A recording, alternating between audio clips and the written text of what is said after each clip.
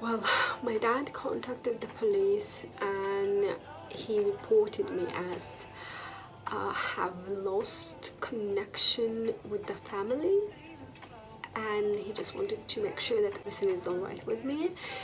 And it's weird because I talked to my mom the very next day after leaving home, and honestly it was one of the most difficult conversations I've had. Well, my mom was crying. First she begged me to come back. She promised me that nobody will hurt me, and if I come back they will listen to me and they will do anything I want to. Then she asked me a question. Seems it was the most important question for them that moment. She asked me if I was still virgin. Well, I said no, and she asked me again to make sure that I'm not lying, and then she got angry. She said that I'm the worst daughter ever, that I ruined the family, I betrayed the family, I'm a big disappointment, how I could do that to my dad, how he's gonna look at people's eyes, what will people say, and so on. And then she said that she will kill herself if I don't get back, and I will be responsible for her death. I couldn't listen to that anymore. I was really exhausted. I said that I will call her later, and I hung up. I tried to cool down, but only thing I could think of was I don't want to be responsible for anybody's death, especially if it's my mom's death. I didn't want to hurt my mom. I didn't want to ruin everything if it's possible, because I already ruined everything. I didn't want anybody to die just because I decided to live my own life. I couldn't think clearly. I was panicking, I was crying, I needed some help, I needed some advice, and I managed to ask for help.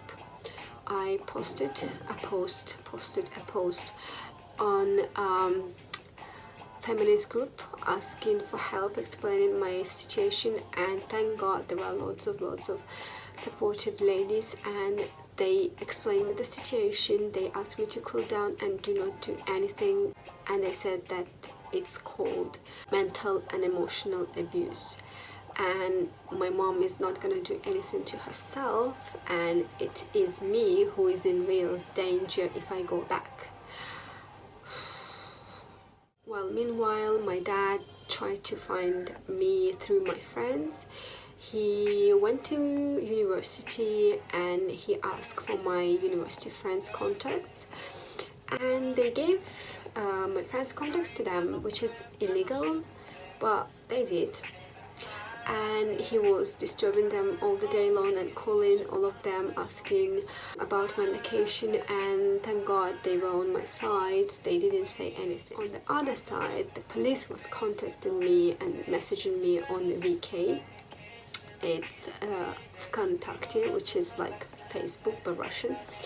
And yeah, he was texting me saying, Ila, your dad reported you and we need you to come to the police station, make a statement that you left by your own will and that everything all right with you, and we will stop investigation your case. And I didn't believe them. I thought that it's just a trap, and if I go there my dad will be waiting for me, and I didn't want to, but eventually I had to say yes. Well, I went to the police station, and the police station was on the other side of the town where my parents live, and oh my god, that was so scary. I went there by myself alone, and I opened the door, and in registration I just said that I came to see the police officer, gave his name, and they asked me to sit and wait for a few minutes. And those few minutes felt like ages. You probably had any similar situation But I was like, biting my nails, and I was shaking. I was so scared, you can't imagine. Maybe you can, but I thought that they're calling not the police officer to tell that I was there, but they're calling my dad and he's gonna come. And while I was waiting, so many people were opening the door and coming inside, and every time my heart was beating faster because I thought that my dad will come inside. Oh, that was really, really, really scary.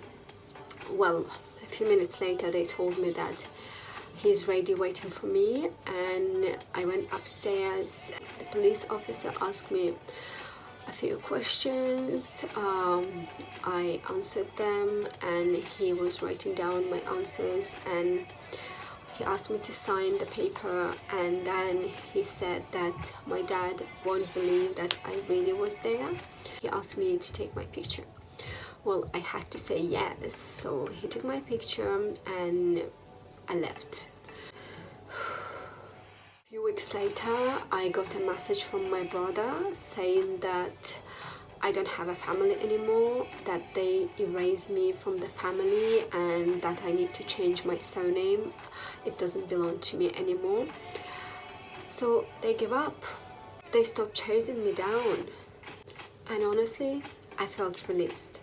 Yeah, you may think that I'm an awful person. I left my family, I lost my family, but I felt released. But it is what it is. Even if they stopped chasing me down, I still had nightmares, and I had them for 3-4 months definitely.